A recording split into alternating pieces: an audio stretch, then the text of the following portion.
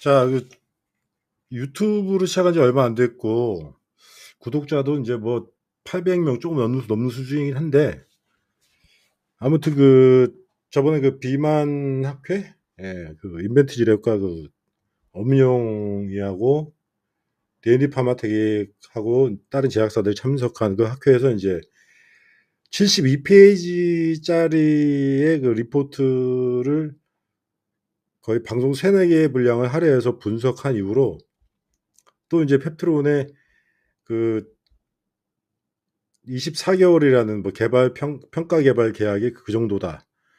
예, 이런 공시가 나온 뒤인지는 모르겠으나 요새 펩트론과 G2G 바이오에 대한 뭐 글로벌 비판설이 눈에 띄게 많이 줄었습니다. 예.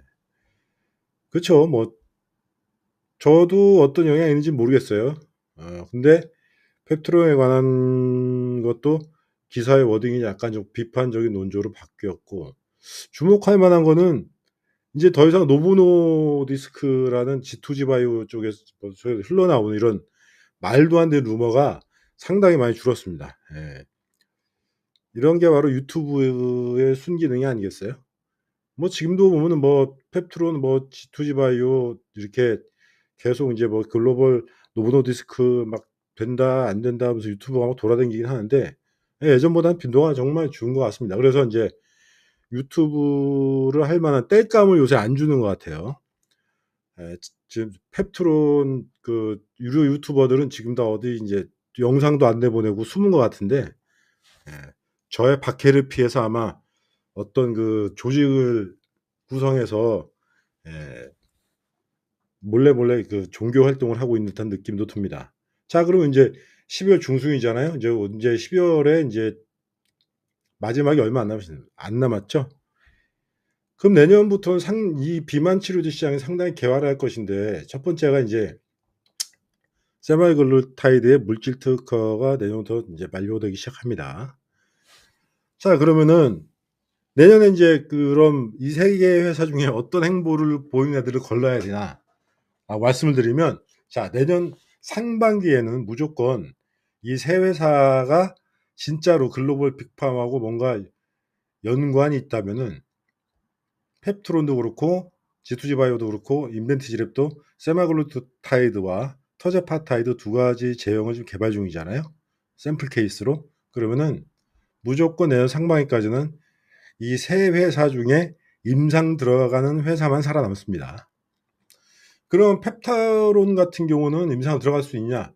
저는 개인적인 의견이지만 99% 확신하는 게 세마글루타이드 임상 못 들어갑니다. 왜냐면 이거를 작년 11월에 IR에서 인제 엄명이가 친절하게 설명을 해 줬죠. 예. 2025년도 상반기에 세마글루타이드 임상 1상을 신청할 거라고 말해 뒀습니다. 지금 어떻게 됐습니까? 안 하고 있죠.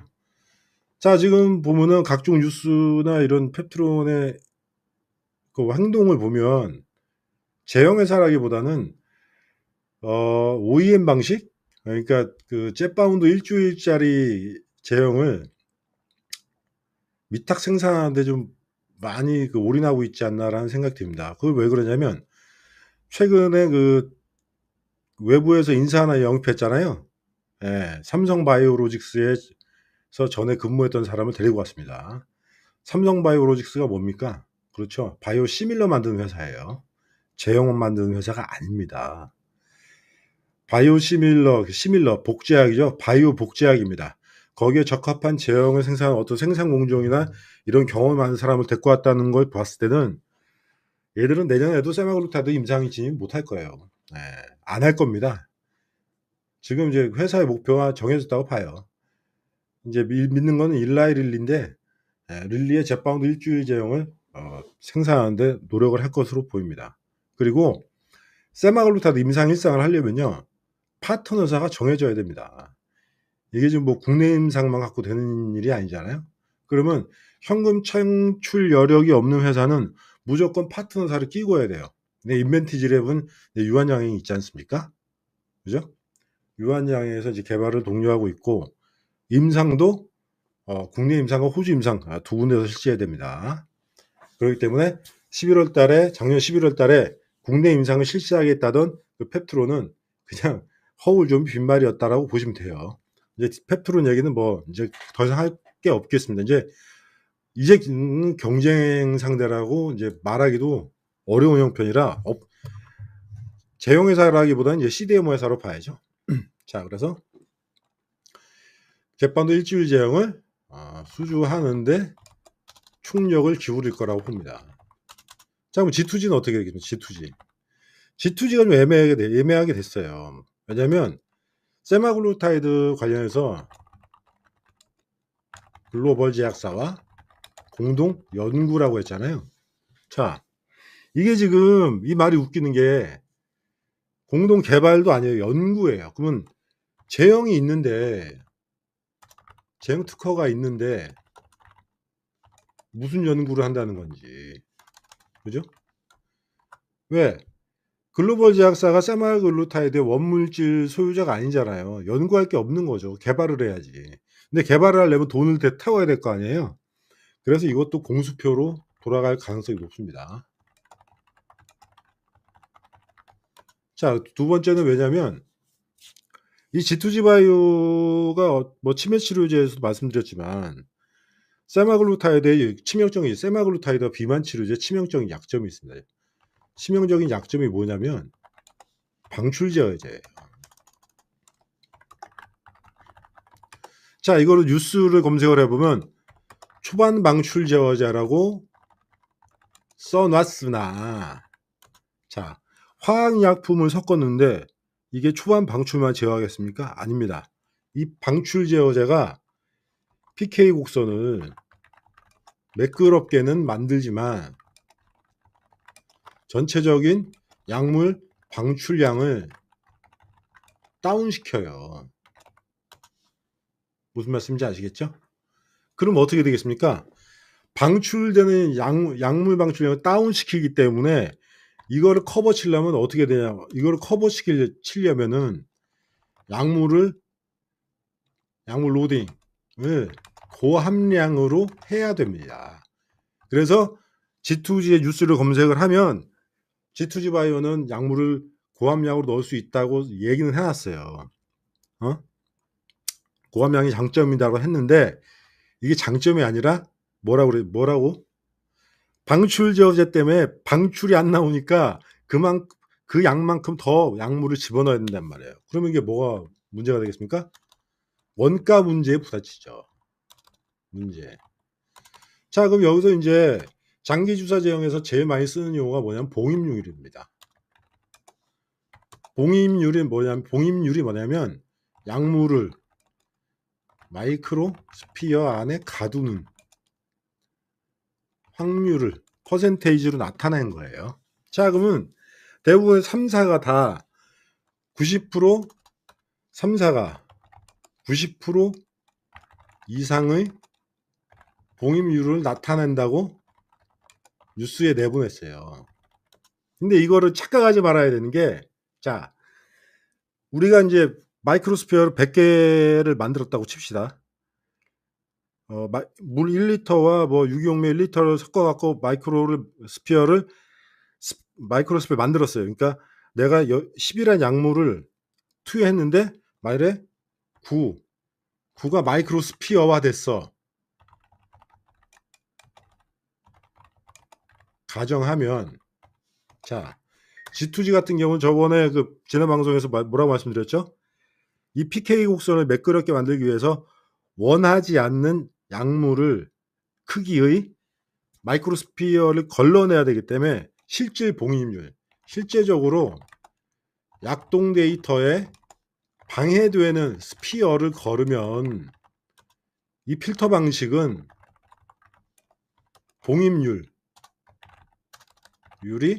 70%대로 떨어집니다. 아시겠죠? 이걸 의미를 잘 기억을 하고 계셔야 돼. 뉴스에 검색을 했을 때 3사 모두 마이크로스피어의 봉입률이 90% 이상입니다. 맞아요.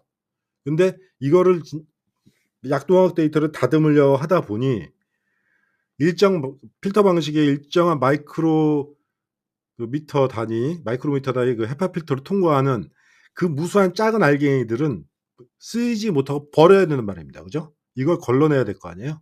그래서 실질적인 봉입률은 70% 대로 떨어진다. 자, 이것도 뭐에 영향을 줍니까? 역시 원가입니다. 여기서 원가가 또 나오는 거예요. 그러면 우리가 제일 잘 알고 있는 뭐 펩트론은 뭐 주장창 떠드는 게 대량 생산을 용이하며 뭐 이런 말 나오잖아요. G2G도 대량 생산 스케일업이 너무 쉽습니다라고 얘기하는데, 대량 생산했을 경우에는 항상 원가 개념에 수율이라는 게 들어갑니다. 그죠?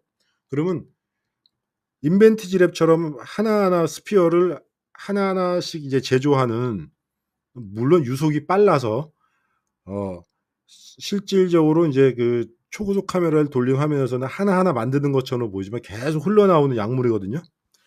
이렇게 만드는 진짜 봉입률이 90% 이상 되는 애하고 G2G나 펩트론 같이 실질적으로 약물 봉입은 90% 이상 들어갔지만 원하지 않는 마이크로의 스피어가 들어갔을 때 실질적인 봉입률은 인벤티지 랩보다는 많이 떨어지게 됩니다. 그렇기 때문에 대량 생산에 용이하다는 거는 원가 개념으로 보면 대량 생산 용이한 방식이 맞긴 하나, 이 원가 개념에서 만일에 어떤 수율을 적용시킨다면 인벤티지 랩이 셋 중에는 제일 낫다고 볼 수 있는 거죠. 아시겠죠? 자, 이런 이유 때문에 지금 글로벌 제약사와 세마글루타이드 공동 연구라고 표현하고 있는 겁니다. 그럼 이게 언제 이제 가시화가 되겠어요? 내년 상반기에는 3사가 모두 세마글루타이드 임상을 진입하느냐 안 하느냐에 따라서 판가름 나게 됩니다. 자, 그러면 현재 그 비만 치료제 시장이 어떻게 변하고 있느냐? 이게 지금 비만 시장이 왜 이렇게 중요하냐면, 또 말씀드리지만 이건 단순 비만 치료제가 아니에요. 지금 마운자로를 당뇨병 치료제로 보험 적용하려고 시도 중입니다. 지금 아마 우리나라에서도 식약처에서 이게 좀 평가하고 있을 거예요. 이게 무슨 말이냐면, 이제 앞으로 이형 당뇨 환자들 엄청 많잖아요. 전당뇨 환자들이 지금 뭘 먹고 있냐면 경구용을 먹어요. 경구용. 메타포르민? 예, 이걸 먹을 겁니다. 아마. 메타포르민이나 기타 이제 당뇨병 제제를 매일 먹습니다. 이걸로 혈당을 조절을 하는데, 이 사람들까지 지금 비만 치료제 시장이 끌어안는 겁니다. 그러면 이런 시장은 뻔해요. 호르몬 계열 약물은 무조건 1개월이 이깁니다. 아시겠죠? 이거 매일 메트포르민 이렇게 먹느니 한 달에 한 번 가서 이제 가정의학과나 이런 데 가서 주사 한 방 놓으면 인슐린 저항성도 개선이 되고, 예, 중성지방 축적도 상당히 다운되기 때문에 지금 이 비만 시장만 국한해서 보는 게 아니라 그 비만으로 가려는 그 길에 놓인 사람들이나 나이 들어 갱년기 때문에 이제 당뇨가 찾아오기 시작하는 사람들까지 이 약물이 무조건 다 먹게 돼 있어요, 이제.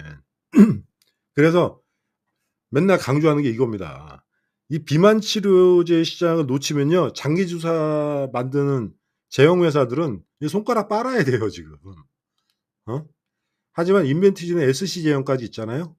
그건 논외로 치더라도 이처럼 이 비만 치료 시장에서 명함을 내밀거나 생산 수주를 못하는 장기 주사 제형 회사는 그냥 뭐 전립선암 치료제 루포이나 만들고, 예, 그런 회사들이 안 하는 딴 거라도 해서 이제 연명을 해 가야 됩니다. 아시겠죠? 이만큼 지금 비만 치료제가 중요합니다. 자, 뭐 계속 이제 같은 얘기를 반복하다 보니까 뭐 듣는 사람도 뭐 "너는 막 인벤티지랩에 무슨 종교화되었냐?"라고 말씀하실 수도 있을 텐데, 데이터에 대해서 말씀을 드리는 거예요. 자, 그럼 여기서 언제, 또 강조드리지만 내년 상반기까지 임상 계획을 발표하지 않은 회사는 비만 시장에 못 들어옵니다. 네. 후발주자로서 이제 가치가 없어지는 거예요. 그러니까 만일에 여러분들이 펩트론 투자하고 있고 G2G를 투자하고 있다, 그런 글로벌 비판, 뭐 G2G의 노부노서를 믿는다든지 펩트론의 릴리서를 믿으면 내년 상반기에는 무조건 임상이 나오는지만 확인해야 됩니다. 단언컨대 내년 상반기까지 임상 세마글루타이드나 터제파타이드나 어떤 터제파타이드 뭐 특허가 남았으니까 빼고 세마글루타이드의 1개월 제형을 임상 시도를 안 하는 회사는 이제 주식시장에서 거의 존재감 없이 지워질 겁니다. 아시겠죠? 자, 이런 이유로 인벤티지랩이 제일 데이터가 월등하다고 말씀드렸어요. 자, 그럼 인벤티지랩은 앞으로 이제 어떤 길을 갈 것이냐? 자, 지금 두 가지가 있습니다. 인벤티지는요, 지금 항상 강조하는 게 약물의 저용량과 고용량 버전을 늘 발표합니다. 301은 뭐 레퍼런스 약물이라서 고용량을 발표하진 않았지만 터제파타이드 3024에서는 고용량, 저용량 버전을 발표했잖아요. 자, 그래서 그 고용량, 저용량을 발표한 이유가 있죠. 자, 베링거 함과 같은 펩타이드 체류 펩타이드 시간이 너무 짧아서 일주일 제형으로 하니 약물 버스트가 너무 심해서 부작용이 많이 일어나는 회사들은 이런 고용량에 대한 유혹이 항상 있다고 말씀드렸잖아요. 그래서 3024의 그 이중 작용제가 저용량과 고용량이 있는 겁니다. 상기에서 특별하게 봐야 될 거는 뭐라고 그랬어요? 고용량을 맞았음에도 초반 방출, 초반부터 일주일까지는 초반 방출이 거의 일어나지 않아서 점진적으로 올라간다고 말씀드렸잖아요. 이게 엄청난 큰 메리트라는 겁니다. 그죠? 비만 제형에 최적화된 지금 약동학 데이터가 인벤티지랩이에요. 아시겠죠? 이건 이 얘기는 또 뭐랑 또 맞닿아 있느냐? 지금 노보노디스크가 카그리스마 같은 그 후속 약물 개발에 실패했잖아요. 그래갖고 지금 새로운 펩타이드를 찾으려고 화이자랑 메세라를 인수하려고 눈이 벌겠었는데 메세라 인수가 안 됐습니다. 그럼 어떻게 되겠어요? 노보노도 결국은 세마 고용량으로 갈 겁니다. 그러면 노보노가 세마 고용량으로 가겠는데 또 뭐가 중요하겠습니까? 그렇죠. 초반 방출이죠. 자, 이걸 제일 잘 해결해 나갈 수 있는 회사가 지금 어디예요? 인벤입니다. 아시겠죠? 내년부터는 더 시장이 재밌어질 것 같다고 보입니다. 왜냐면 이제 세마글루타이드가 이제 특허 풀리면은 이제 일주일짜리 막 복제약 막 나올 거거든요. 그러면은 노보노디스크 입장에서도 빨리 세마글루타이드를 1개월짜리로 전환을 해갖고 이제 특허를 방어를 해야 돼요. 그러려고 노력을 할 겁니다. 올해보다는 내년이 인벤티지랩이 더 주가가 우상향이 기대되는 이유 중에 하나예요. 왜? 나머지 경쟁 회사 2개 죽을 거니까. 그죠? 마이크로스피어 계열에서는 얘를 능가할 수가 없거든요. 올해보다 내년이 기대되는 회사입니다. 자, 오늘은 친절하게도 지금 이제 지하에서 기도 중인 펩트론 뭐 신도들하고 G2G 신도들을 좀 들어보시라고 좀 설명을 했습니다. 내년 상반기까지 임상을 못 들어간다? 안 들어간다. 그러면 지금까지 뭐 공동 글로벌이랑 뭐 공동 연구 계약을 했네 뭐 했네 다 이제 뻥이란 얘기죠. 공동 연구를 했지만 임상까지 이어지지 않았다는 얘기입니다. 아시겠죠? 자, 오늘은 단언 컨테 이야기 안 하겠습니다. 제 말 속에 다 들어있어요. 아무튼 최근에 뭐 펩트론이나 G2G에서 이제 글로벌 이야기 쏙 들어가기 때문에 오늘은 이제 인벤티지랩을 투자하고 계신 분들 그리고 투자를 망설이고 계신 분들을 위해서 비만 치료제에 관해서 핵심만 좀 요약을 해봤습니다. 오늘 방송은 여기서 마칩니다.